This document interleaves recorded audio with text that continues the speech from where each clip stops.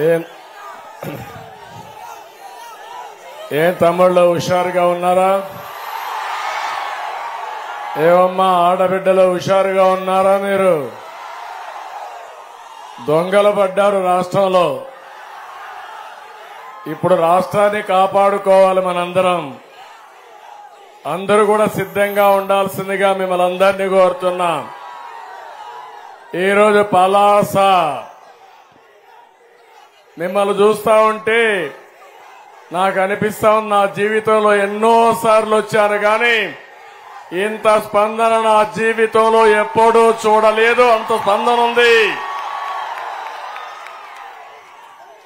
ఎక్కడ పోయినా ప్రజల్లో విపరీతమైనటువంటి స్పందన. అదే మరి ప్రభుత్వ వ్యతిరేకత చాలా స్పష్టంగా కనపడుస్తా ఉంది.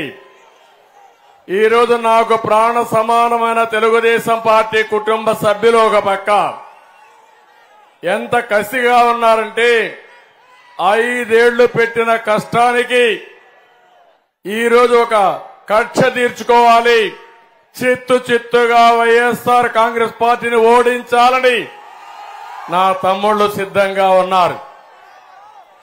జన సైనికులు ఎక్కడ పోయినా వాళ్ళ ఉత్సాహం నేను చూస్తున్నా. మా నాయకుడిని అవమానించిన ప్రతి ఒక్కరిని చితగ్గొట్టాలని మా జన సైనికులు సిద్ధంగా ఉన్నారు. ఇంకో పక్కన మనం ఎన్డీఏలో భాగస్వాములయ్యాం. తెలుగుదేశం, జనసేన, బీజేపీ కలిసి ఇప్పుడు మీ ముందరకు వచ్చాం. మీ ముందరకు వచ్చినప్పుడు ఇక్కడ ఉమ్మడి అభ్యర్థులుగా మన రామ్మోహన్ నాయుడు ఎంపీ అభ్యర్థిగా ఇక్కడికి వస్తానని నాకు ఈ జిల్లాకు వచ్చినప్పుడు ముందుగా నాకు గుర్తొచ్చేది నా మిత్రుడు ఎర్రం నాయుడు. ఉత్తరాంధ్ర ముద్దు బిడ్డ. నేను ఒకసారి యునైటెడ్ ఫ్రంట్ లో మంత్రి పదవి వస్తే కేబినెట్ ర్యాంక్ ఇవ్వాలంటే ఎవరికి ఇవ్వాలని ఆలోచించినప్పుడు ఒక్క నిమిషం ఆలోచించకుండా నేను ఎంపిక చేసిన అభ్యర్థి ఎర్రం నాయుడు గారు అని చెప్పి నేను మీకు తెలియజేస్తున్నా. ఒక సమర్థవంతమైన నాయకత్వాన్ని ఇవ్వగలిగే శక్తి, తెలివితేటలు, కలుపుగోల్తనం ఎర్రమనాయుడుకు ఉన్నాయి.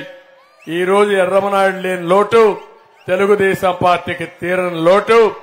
అయినా కూడా ఈరోజు రామ్మోహన్ నాయుడు కూడా తండ్రికి తగ్గ బిడ్డ.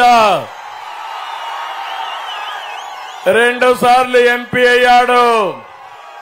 3వసారి ఎంపీ చేయడానికి మీరు సిద్ధంగా ఉన్నారు.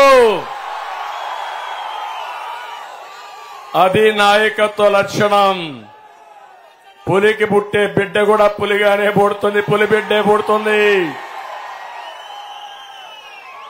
అదే మరి ఇంకొకసారి మీరు చూస్తే